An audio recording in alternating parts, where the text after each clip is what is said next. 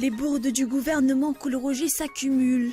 Seuls 7 ministres ont répondu présents à la rencontre avec les parlementaires prévue se tenir aujourd'hui. Les députés s'indignent. Beaucoup de questions restent sans réponse de la part du gouvernement.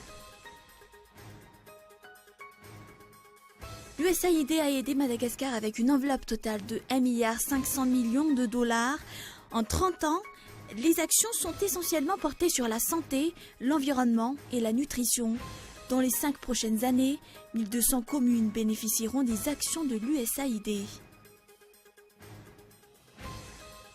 Et enfin, des manifestations ont lieu à travers l'Italie ce vendredi à l'appel de 2 grandes confédérations syndicales qui souhaitent dénoncer la politique économique et sociale du gouvernement de Matteo Renzi.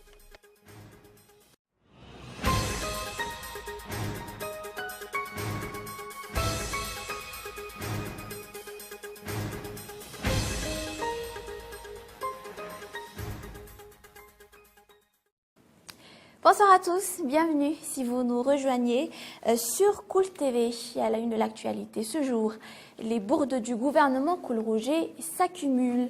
Seuls 7 ministres ont répondu présents à la rencontre avec les parlementaires prévue se tenir aujourd'hui. Les députés s'indignent.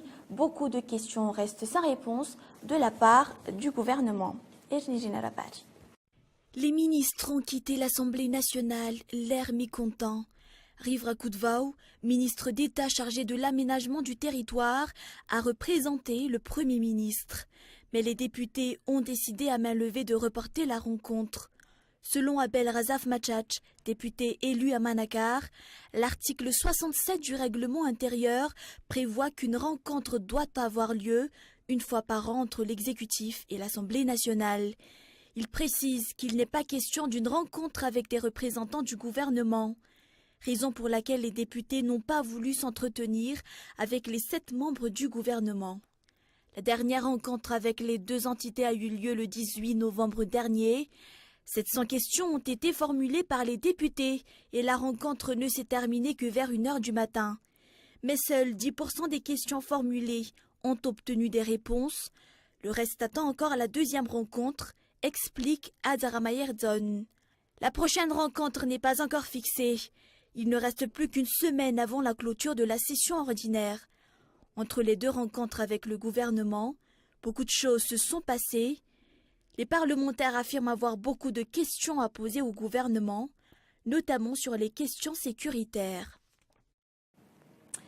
Magro a réagi contre le nouveau front qui se serait formé hier lors de la célébration du 4e République. Cette célébration de l'anniversaire de leur dirigeant Marc Ravalomanana, ils rétorquent qu'ils ont également leur poids sur l'échiquier politique. Plus déterminés que jamais, les partisans de Marc Ravalomanana demandent la libération immédiate de l'ex-chef de l'État, actuellement en résidence fixe à Diego. Ils n'ont pas non plus manqué l'occasion de torpiller les proches conseillers du président de la République. Magro les qualifie de mauvais conseillers et aujourd'hui, plusieurs personnalités alliées de Marc Ravalomanana sont venues au Magro, notamment les députés élus sous la couleur du TIM et du Zanagdad. Dans l'actualité également, aujourd'hui, les industries malgaches se préparent déjà aux éventuelles dépenses pour la reprise des activités après l'éligibilité de Madagascar au dispositif de la loi. L'utilisation de groupes électrogènes est incontournable avec le fléau de délestage. Il en est de même pour le recrutement de nouveaux employés, estimé au moins 2 fois plus que l'effectif actuel. Une commission interministérielle affiche des descentes auprès des entreprises intéressées pour vérifier le critère de sélection. Olivier Chnial. Les industries textiles pouvant y exporter leurs produits sur le marché AGOA seront connues d'ici 2 semaines. La commission interministérielle en charge de la sélection ont effectué ce jour la 3e descente. L'opération rentre dans le contrôle du respect des critères exigés par le gouverneur, entre autres le respect des droits de l'homme, la gestion des ressources humaines, ainsi que le respect des heures de travail. Par rapport au délestage, effectivement, ça rajoute un coût aux entreprises parce que quand il y a de coupure de courant, on est obligé d'investir dans des groupes électrogènes et de faire tourner un groupe électrogène, ça coûte très cher en carburant, donc ça nous pénalise ces délestages. Si on va travailler sur le marché américain, on va certainement augmenter le personnel et augmenter forcément notre capacité de production. Ces industries se sont préparées depuis longtemps aux dépenses et aux changements pour la reprise des activités. À titre de rappel, 8 industries figurent parmi les plus intéressées aux opportunités offertes par l'AGOA. Après la délivrance du visa AGOA, ces industries pourront directement exporter dès le début de l'année 2015. L'USAID a aidé Madagascar avec une enveloppe totale de 1,5 milliard de dollars. En 30 ans, les actions sont essentiellement portées sur la santé, l'environnement et la nutrition. Dans les 5 prochaines années, 1200 communes bénéficieront des actions de l'USAID. Gaëtan Gislav. Dans le domaine de la santé, le taux de la malnutrition dans les régions touchées par les projets de l'USAID passe de 27 à 20% et plus de 17 000 agents communautaires ont été formés. En 30 ans, l'USAID a octroyé une enveloppe de 1,5 milliard de dollars pour les aides humanitaires à Madagascar. Normalement, cette année, c'est 63 millions de dollars pour cette année. L'année passée, c'était 69 millions de dollars. Ça change chaque année selon le budget du gouvernement des États-Unis. Mais ça fait 30 ans et on a fait beaucoup de dons. Sur un plan d'ensemble, les actions de l'USAID sont axées sur la santé, l'environnement et la nutrition. À partir de 2015, 1200 communes bénéficieront de ces aides après un élargissement de ces régions bénéficiaires. Nous allons améliorer la production agricole, on va enseigner la nutrition à les mères, les enfants, et aussi on va donner de la nutrition en échange pour du travail. Et nous avons vu que parfois un Fuktan aime recevoir des produits en échange pour construire une route. Le projet est estimé à 75 millions de dollars et sera réparti sur 5 ans. 620 000 personnes en bénéficieront dans 1200 communes rurales. Les régions d'Amurun Mani, Atsimoadjefen, Atsnanan, Matsiachambun, Vadva Fidvnan figurent parmi les bénéficiaires privilégiés. La réouverture des stations médias est primordiale selon le nouveau président de l'Ordre des journalistes, Gérard Koutnirine. La fermeture de ces chaînes a provoqué un chômage massif touchant plusieurs dizaines de journalistes. La consolidation des liens entre les journalistes figure aussi parmi les priorités du nouveau président pour la protection des droits des journalistes, entre autres la facilitation des recherches d'informations. Reportage. En général, l'Ordre des journalistes est chargé de veiller sur le respect de l'éthique et la déontologie du journalisme. Le renforcement des capacités des journalistes est ainsi une priorité pour l'Ordre, spécialement pour les nouveaux venus. La réouverture des chaînes n'est pas en reste. Les lignes de réalisation de ces projets ne sont pas encore connues, affirme Gérard Koutnirine. Une rencontre avec les autres membres du bureau de l'Ordre ainsi que les journalistes dans les provinces va bientôt se tenir et mettre en place les stratégies. Selon toujours Gérard Koutnirine, les turbulences après le premier tour de l'élection a remis en question la crédibilité des journalistes malgaches.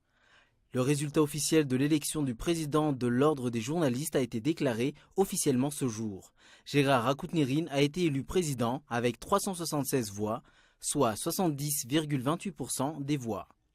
À titre de rappel, sur 1203 électeurs, 557 sont venus voter dans les 25 bureaux de vote pour le second tour. Hervé Rakoudzanan, quant à lui, a obtenu 159 voix, soit 29,72%. La cérémonie d'investiture des 15 membres nouvellement élus se tiendra le 19 décembre prochain au Pandore Ivatu. Cette année, 20 médecins sont concernés par une plainte pour beaucoup de raisons. Un temps en arrive. L'Ordre des médecins précise, un médecin a le devoir de porter assistance aux personnes malades à toute heure de la journée ou de la nuit. Mais beaucoup se plaignent des comportements de certains médecins. Chez la Ranardson. Des médecins qui ferment la porte aux patients la nuit, qui ne consultent pas faute de pouvoir payer la consultation, ou des médecins qui sont à l'origine de la mort d'une personne. Les raisons des plaintes contre les médecins sont nombreuses. Le docteur Eric Ndianasoul, président national de l'Ordre des médecins, explique que les médecins ont l'obligation et le devoir de porter assistance aux personnes malades à toute heure. Ils peuvent être condamnés pour non-assistance à une personne en danger. Pour le cas d'Antananarivo, 20 médecins sont concernés par des plaintes au terme de cette année 2014. 3 d'entre eux sont actuellement écroués. Selon toujours le président de l'ONM, 80% des plaintes sont dues à des patients mécontents, insatisfaits par le service. Le docteur Eric Ndianasoul explique que ces médecins sont confrontés à diverses contraintes dans l'exercice de leurs fonctions.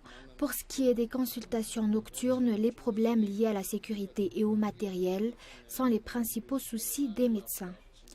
Les derniers chiffres indiquent que 2600 sur les 6000 médecins diplômés exercent à Antananarivo. Selon les normes internationales, un médecin doit prendre en charge 5000 personnes, mais en milieu rural, il n'y a qu'un médecin pour 35 000 habitants et en zone urbaine, 8 pour 100 000 habitants. Et on passe aux actualités internationales. Des défilés sont organisés aujourd'hui dans 54 villes italiennes. À l'appel de 2 grandes confédérations syndicales, une grève générale a lieu dans tout le pays pour dénoncer la politique économique et sociale du président du Conseil italien Matteo Renzi. À Rome, les syndicats ont notamment prévu un défilé dans le centre-ville et une manifestation sur l'une des petites places de la capitale. C'est un reportage de France 24. Tout autour du Colisée, les touristes ont laissé place aux grévistes. Ils sont plusieurs centaines à défiler sous les couleurs des 2 principaux syndicats du pays. Les raisons de la colère, le Job Act, une loi adoptée la semaine dernière qui prévoit de faciliter les licenciements et de réduire les droits et protections des salariés dans leur première année de contrat. Les récents choix du gouvernement sont dramatiques. Ils avaient promis de construire un avenir meilleur, mais au lieu de ça, c'est un avenir de plus en plus sombre qui s'annonce. L'État ne veut pas nous voir penser librement. Il voudrait que l'on soit de bons petits soldats qui répondent oui à tout. Et j'en ai assez de rester silencieuse. Conforté dans sa réforme par Bruxelles, Matteo Renzi a déjà fait savoir à plusieurs reprises qu'il n'entendait pas dévier de sa route. Un message répété une nouvelle fois ce matin depuis Istanbul où il est en visite officielle. Nous devons réformer la fonction publique en Italie. Nous devons réformer la politique fiscale et nous devons également entreprendre d'importantes réformes du système judiciaire. La fin de l'année s'annonce difficile pour le chef du gouvernement. Il doit encore faire adopter le budget 2015 et faire passer une série de réformes délicates, comme une nouvelle loi électorale ou encore la suppression du Sénat. Et puis au lendemain des funérailles de l'ancien vice-ministre palestinien et vétéran de la lutte palestinienne Ziad Abou, l'armée israélienne a déployé aujourd'hui en Cisjordanie 2 bataillons de soldats et 2 compagnies de gardes-frontières supplémentaires en prévision d'une éventuelle poussée de fièvre en ce jour de prière hebdomadaire pour les musulmans, souvent suivi de manifestations. C'est toujours un reportage de France 24. C'est une coopération bilatérale inscrite dans les accords d'Oslo de 1993. À l'époque, le Premier ministre israélien Yitzhak Rabin déclarait déjà que le transfert de certaines tâches sécuritaires aux Palestiniens permettrait de dispenser l'armée israélienne de devoir les accomplir elle-même. Aujourd'hui, Israéliens et Palestiniens se partagent les responsabilités. Concrètement, une classification divise les territoires palestiniens en 3 zones, A, B et C. La zone A est entièrement contrôlée par l'autorité palestinienne. Elle comprend les grandes villes de Cisjordanie, comme la capitale administrative Ramallah, Hébron, Bethléem, Jenin ou encore Naplouse. 55% de la population palestinienne est concentrée dans ces secteurs qui représentent seulement 20% du territoire. La zone B, principalement constituée de terres agricoles et gérée en commun, l'autorité palestinienne y assume la responsabilité civile, Israël les questions de sécurité. La zone C est quant à elle sous contrôle total d'Israël. Actuellement, la coopération entre les forces de l'ordre israéliennes et palestiniennes prévoit l'échange de renseignements, des enquêtes criminelles menées conjointement et le maintien de la sécurité lors des manifestations. Une coopération à laquelle l'autorité palestinienne menace de mettre fin. Dans un climat de tension déjà vive depuis cet été, l'État hébreu redoute un nouvel accès de violence. Tsahal a déployé des renforts en Cisjordanie pour empêcher tout embrasement. Je rappelle en quelques phrases les grands points développés dans ce journal. Les bourdes du gouvernement Kohl-Roger s'accumulent. Seuls 7 ministres ont répondu présents à la rencontre avec les parlementaires prévue se tenir aujourd'hui. Et puis Magro a réagi contre le nouveau front qui se serait formé hier lors de la célébration du 4e anniversaire de la République. Plus déterminés que jamais, les partisans de Marc Ravalomanana demandent la libération immédiate de l'ex-chef de l'État, actuellement résidence fixe à Diego. Et enfin, l'USAID a aidé Madagascar avec une enveloppe totale de 1,5 milliard de dollars. En 30 ans, les actions sont essentiellement portées sur la santé, l'environnement et la nutrition. Retrouvez ce journal sur notre site tv.cool.mg, mais ne partez pas encore. Dans un instant, Kerols et Mikulev Tchavekin Gazara Kutumanatsu suivront ce journal, ainsi qu'un documentaire Amityville, l'histoire vraie, et un film Noah. C'est la fin de ce journal. Merci de votre attention. On se retrouve donc demain à partir de 20h45. Excellente soirée à tous. Au revoir.